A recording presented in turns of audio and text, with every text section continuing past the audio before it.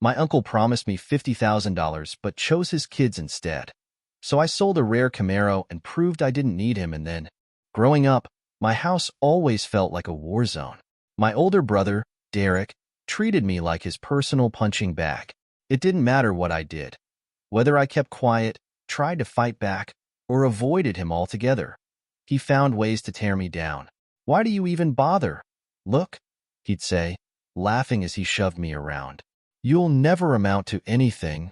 I was just a scrawny kid back then, but the words stuck, like they were carved into my bones. The one person who made me feel like I mattered was my Uncle Nate. My dad's younger brother, Nate, was everything my father wasn't: kind, patient, and dependable. He'd swoop in during family dinners to save me when Derek got too loud or Dad started complaining about my daydreaming. Nate didn't have to, but he always did. He was the first person to tell me I was smart, that I had potential. "Listen, kid," he'd say, ruffling my hair as I sulked on the back porch after a particularly nasty fight with Derek.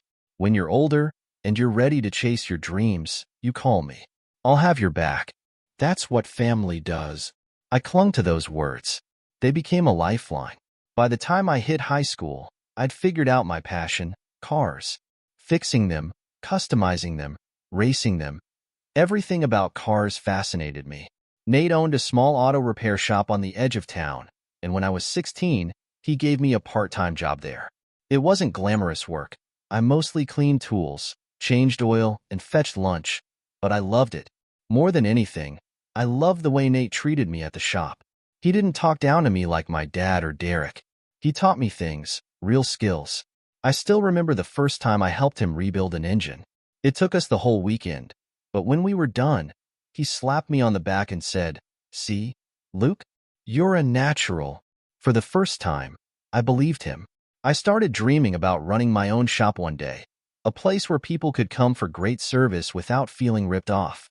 I wanted to combine Nate's knack for quality work with my own ideas about innovation. I knew it would take time and money, two things I didn't have back then, but I wasn't worried. Nate had always said he'd be there for me, and I trusted him. When I graduated high school, I thought about going to college, but it didn't feel right. Cars were my thing, and I wanted to stick with them. Nate didn't push me either way. "College isn't for everyone," he said. "As long as you're working towards something, that's what matters." So I kept working at Nate's shop, learning everything I could. By the time I turned 22, I was one of his most trusted employees, and we'd started talking more seriously about my future.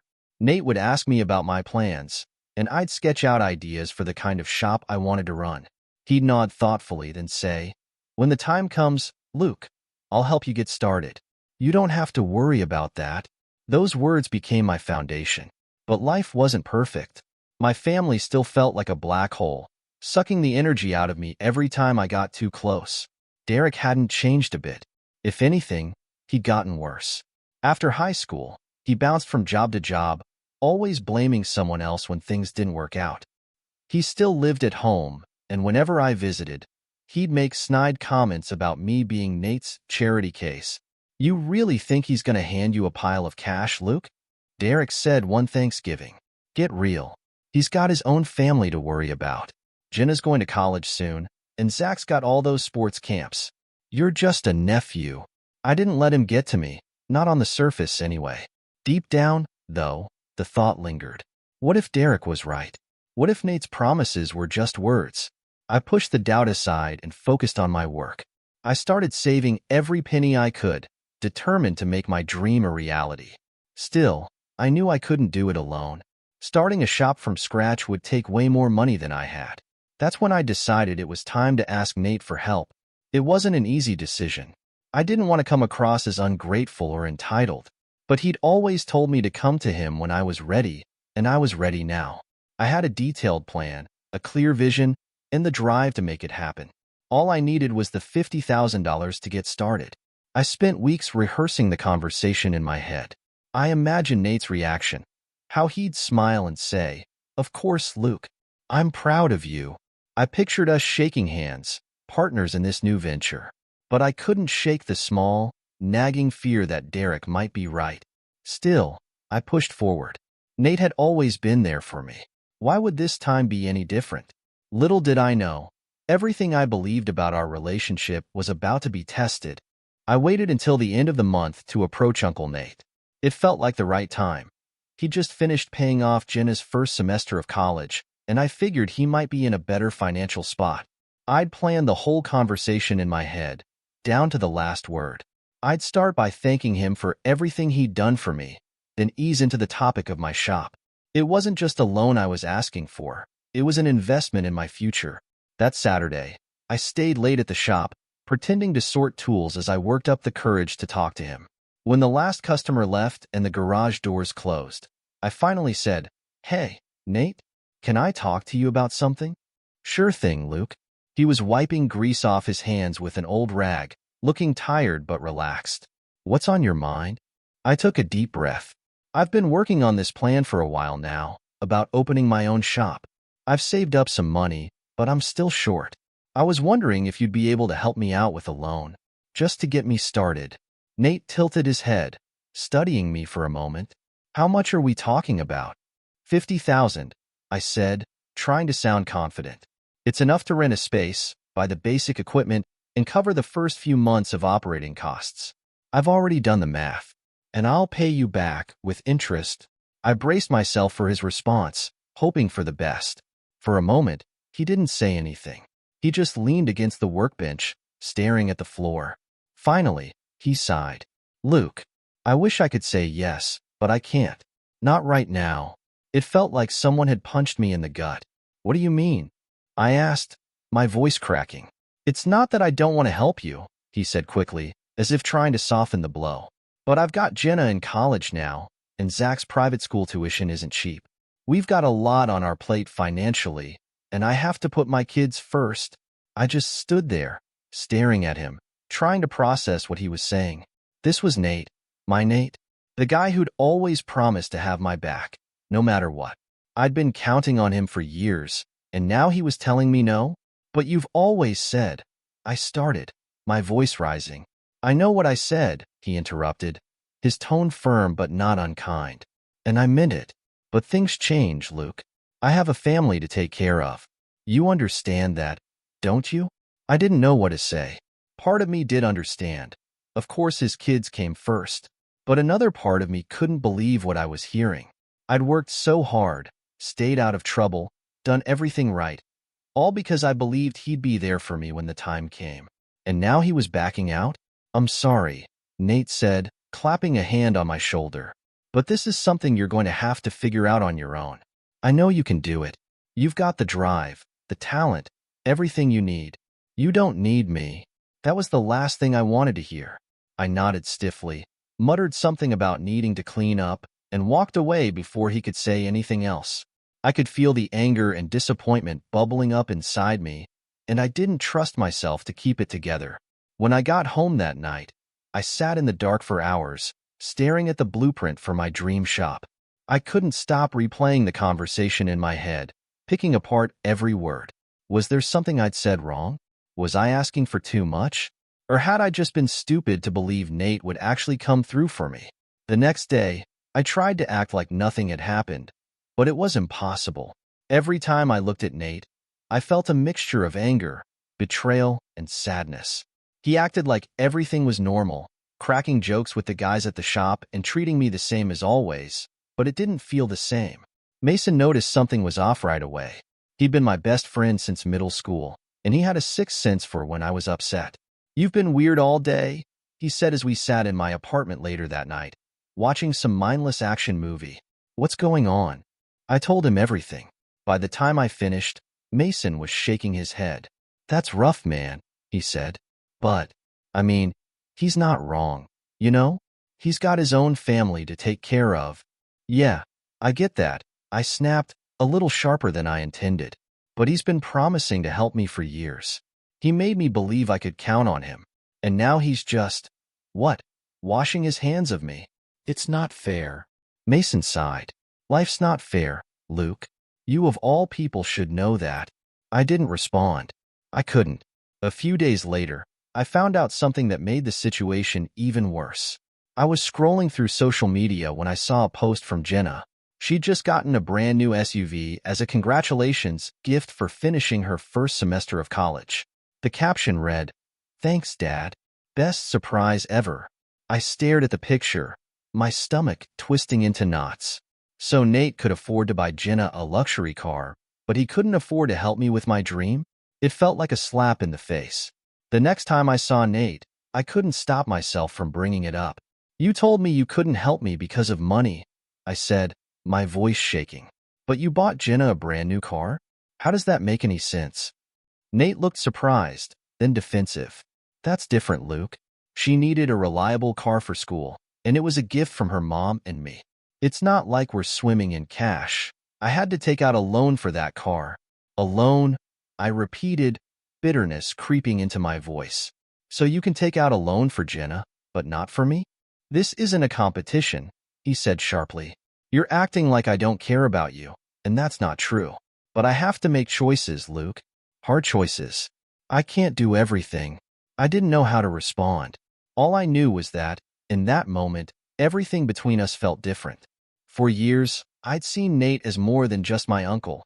He was my mentor, my role model, the one person who believed in me when no one else did. Now, I wasn't so sure.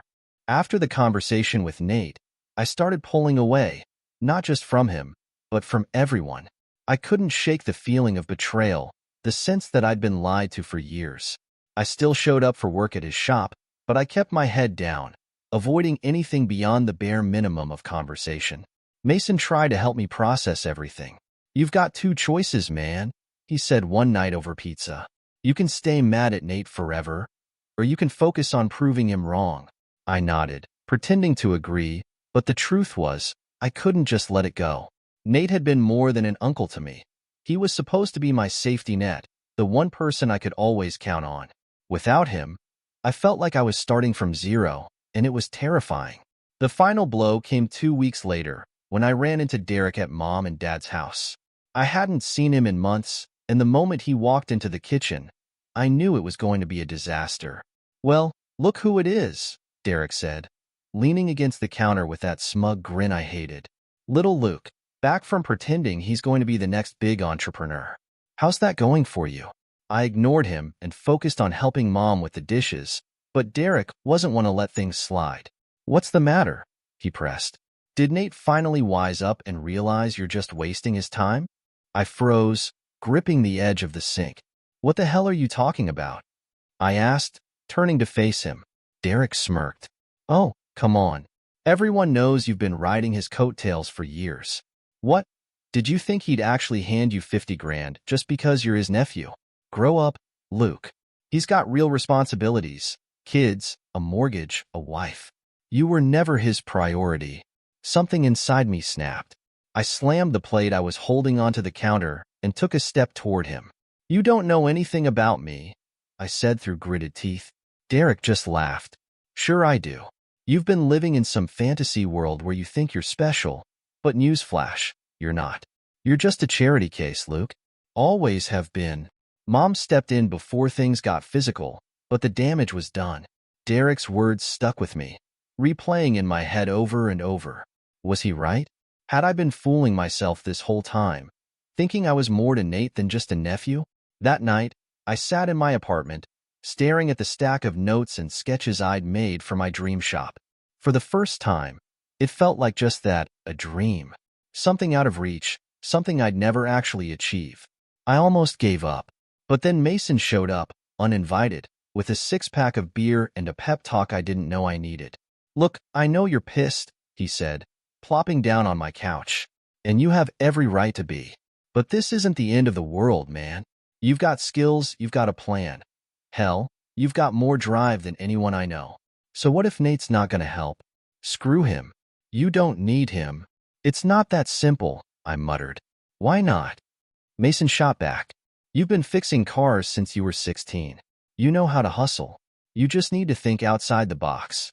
There's more than one way to get 50 grand, you know?" At first, I brushed him off. But over the next few days, his words started to sink in. He was right. I didn't need Nate to make this happen. I just needed to figure out another way. A week later, I heard through the grapevine that Nate had made another big purchase. a new set of equipment for the shop. It wasn't just any equipment, it was top-of-the-line diagnostic tools, the kind that cost tens of thousands of dollars. I couldn't help but feel like it was another slap in the face. I knew the shop needed upgrades, but the timing couldn't have been worse. To me, it felt like he was saying, "This is more important than you." Fueled by frustration, I started digging into Nate's finances. Not in a creepy, invasive way, but by casually asking questions and piecing things together. I found out that the shop had taken a hit during the pandemic, and Nate had taken out a second mortgage on his house to keep it afloat. The realization was sobering. For years, I'd thought of Nate as invincible, someone who always had it together. But now, I was starting to see the cracks. Still, it didn't make me feel any better.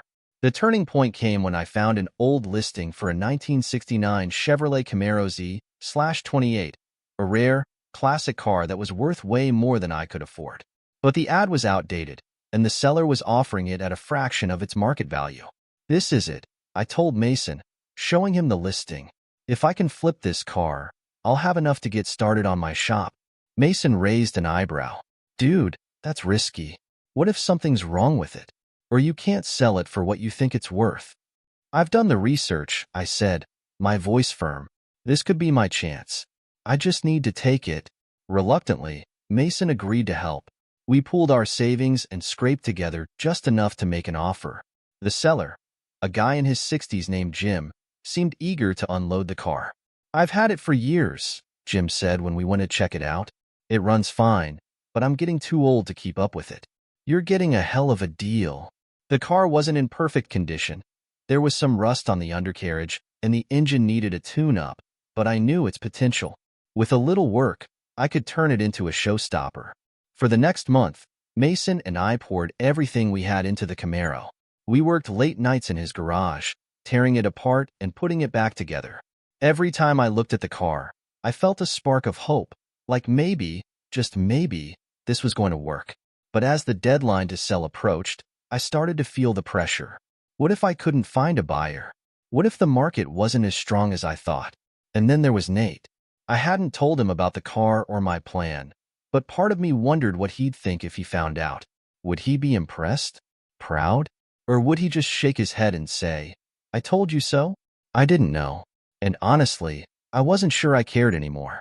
This was my chance to prove to myself, and everyone else, that I didn't need anyone's help. But I couldn't shake the feeling that something was about to go wrong. The week I listed the Camaro for sale, my nerves were shot. Every waking moment was spent checking car forums, answering questions from potential buyers, and trying to convince myself this was all going to pay off. Mason, bless him, was more optimistic than I was. "I'm telling you, Luke, someone's gonna bite," he said, leaning back in his chair with a slice of pizza. "It's a classic. People go nuts for these things. It's just a matter of time." "I don't have time," I muttered, staring at my phone. A few people had shown interest, but none of them seemed serious enough to close the deal. The longer the car sat unsold, the more doubt started to creep in. To make matters worse, I hadn't told Nate or anyone in my family about the car. Part of me didn't want to deal with the questions or judgment, but another part didn't want to admit that I was essentially gambling everything I had on this one shot. Then, just as I was starting to panic, I got a call. The buyer was a guy named Travis, and he sounded like exactly the kind of person I'd been hoping for. An older collector with money to spend and a love for classic cars. "I've been looking for a Z/28 like this for years," Travis said. "I'm willing to pay your asking price, but I need to see it in person first." I felt a surge of relief. "Of course," I said, trying to keep my voice steady. "When are you available?" We agreed to meet that weekend, and Mason and I spent the next few days obsessively cleaning and fine-tuning the car to make sure it looked perfect. By the time Travis showed up, I was confident we'd done everything we could. Travis was exactly what I'd expected. An older guy in his 50s with a deep appreciation for classic cars. He spent nearly an hour inspecting the Camaro, running his hands over the paint and asking detailed questions about the engine. Finally, he nodded. "You've done a hell of a job with this car," he said. "It's worth every penny you're asking for." I could have cried with relief. The sale went through without a hitch, and for the first time in weeks, I felt like I could breathe again. With the money from the Camaro, I finally had enough to start making my dream a reality. Mason and I celebrated that night with cheap beer and greasy burgers, but in the back of my mind, I knew this was just the beginning. Selling the Camaro was only the first step. Now came the hard part. Finding a space, buying equipment, and getting the shop up and running. A few days later, I went back to Nate's shop to pick up some of my tools. I hadn't seen him much since our fight, and I wasn't sure what to expect. When I walked in, he looked up from under the hood of a car, surprised to see me. "Hey, Luke," he said cautiously. "Haven't seen you around much." "I've been busy," I said, keeping my tone neutral. "Busy with what?" I hesitated for a moment, then decided to just rip off the Band-Aid. "I sold a Camaro," I said. "Used the money to start working on my shop." Nate straightened up, wiping his hands on a rag. "You did what?" "It was a 69Z/28, I explained. "I put in the work, flipped it, and now I've got enough to get started." For a moment, Nate just stared at me, his expression unreadable. Then he nodded slowly. "That's impressive, Luke. I didn't think you had it in you." I couldn't tell if that was a compliment or an insult. As I started putting the pieces together for my shop, I began to notice something strange. Every time I talked to Mason or did research on equipment, I kept hearing the same thing. Prices were going up. Way up. At first, I thought it was just bad timing, but then Mason mentioned something that stopped me in my tracks. "I was talking to one of Nate's suppliers the other day," he said. "They told me Nate's been buying up a ton of equipment lately. Like, way more than usual." I frowned. Why would he do that? He just bought new diagnostic tools. Mason shrugged. "Beats me. Maybe he's expanding or something." The thought gnawed at me. Nate had always been careful with his money, so why was he suddenly spending so much on equipment? And why hadn't he mentioned anything to me? I tried to push the questions aside and focus on my own plans, but the curiosity wouldn't go away. Finally, I decided to do some digging. What I found shocked me. Nate wasn't just upgrading his shop, he was preparing to open a second location. According to the paperwork I found online, he'd already signed a lease on a new space across town. For a moment, I just stared at the screen, trying to process what I was seeing. Nate had never mentioned anything about opening another shop, not to me or anyone else. And yet, here he was, expanding his business while telling me he couldn't afford to help me. It felt like a betrayal all over again. I confronted him the next day. "Why didn't you tell me you were opening another shop?" I demanded, slamming the printout of the lease agreement onto his desk. Nate looked at the paper, then back at me, his expression calm. "Because it's none of your business, Luke." "None of my business?" I repeated, my voice rising. "You knew I was trying to start my own shop. You knew I needed help. And instead of helping me, you're using your money to expand?" "This isn't about you," Nate said firmly. "This is about what's best for my family and my business." I couldn't believe what I was hearing. "You always said you had my back," I said, my voice shaking. "Was that a lie?" Nate sighed, running a hand through his hair. "I wasn't lying, Luke, but things change. You're an adult now. You can't keep expecting me to bail you out. If you want something, you have to earn it." "I did earn it," I snapped. "I've worked my ass off for years. But I guess that doesn't matter to you." We argued for what felt like hours, but in the end, nothing changed. Nate was set on his decision, and I was left feeling more lost than ever. As I walked out of the shop that day, I realized something. Nate wasn't the person I thought he was. Maybe he never had been. And if I wanted to succeed, I couldn't rely on anyone but myself. By the time my shop finally opened, I was running on fumes. I drained every dollar I had, maxed out a credit card, and worked myself to the bone getting the space ready. The building was small and a little rough around the edges, but it was mine. I named it Iron Drive Auto Repair, a nod to the determination it took to get here. The sign wasn't fancy, the tools weren't state-of-the-art, and I couldn't afford to hire anyone full-time yet. But when I stood in the middle of that garage, staring at the workbench I'd built with my own hands, I felt something I hadn't felt in years: pride. Mason showed up on opening day with a six-pack of beer and a ridiculous grin. "You did it, man," he said, clapping me on the back. "I knew you could." "Barely," I muttered, cracking open a bottle. But yeah, I did. We sat on a couple of overturned crates, toasting to the start of something new. Things weren't easy at first. Business trickled in slowly, just a handful of customers a week. And there were times I wondered if I'd made a huge mistake. But every time doubt crept in, I reminded myself why I'd done this. I'd done it for me, and it was worth it. About a month after opening, I got a surprise visitor. Nate walked into the shop unannounced, looking around with an expression I couldn't quite read. "Nice place," he said, nodding at the freshly painted walls. "Thanks," I replied, keeping my tone cool. He lingered near the workbench, picking up a wrench and turning it over in his hands. "I heard you've been busy." "Yeah," I said. Figured it was time to stop waiting for people to help me and just do it myself. He winced slightly, like the words stung, but he didn't say anything right away. Finally, he set the wrench down and looked at me. "Luke, I came here to say I'm proud of you," he said. I stared at him, unsure if I'd heard him right. "You could have given up," he continued. "A lot of people would have, but you didn't. You found a way to make it happen, and that's something to be proud of." For a moment, I didn't know how to respond. Part of me wanted to accept the compliment, but another part, the part that was still angry and hurt, wanted to tell him to leave. "Thanks," I said finally, my voice flat. Nate sighed, running a hand through his graying hair. "Look, I know I let you down," he said, "and I'm sorry. I didn't handle things the right way, but I hope you can understand where I was coming from." "Can I?"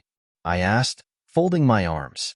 "You had the money to help me, but you chose not to. You spent it on Jenna's car and Zach's tuition and a second shop, things you never even mentioned to me.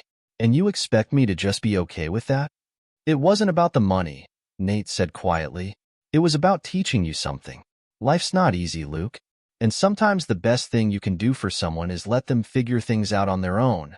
I laughed bitterly. "That's a nice excuse." "It's not an excuse," he said, his voice firm. "It's the truth. I didn't want you to rely on me forever.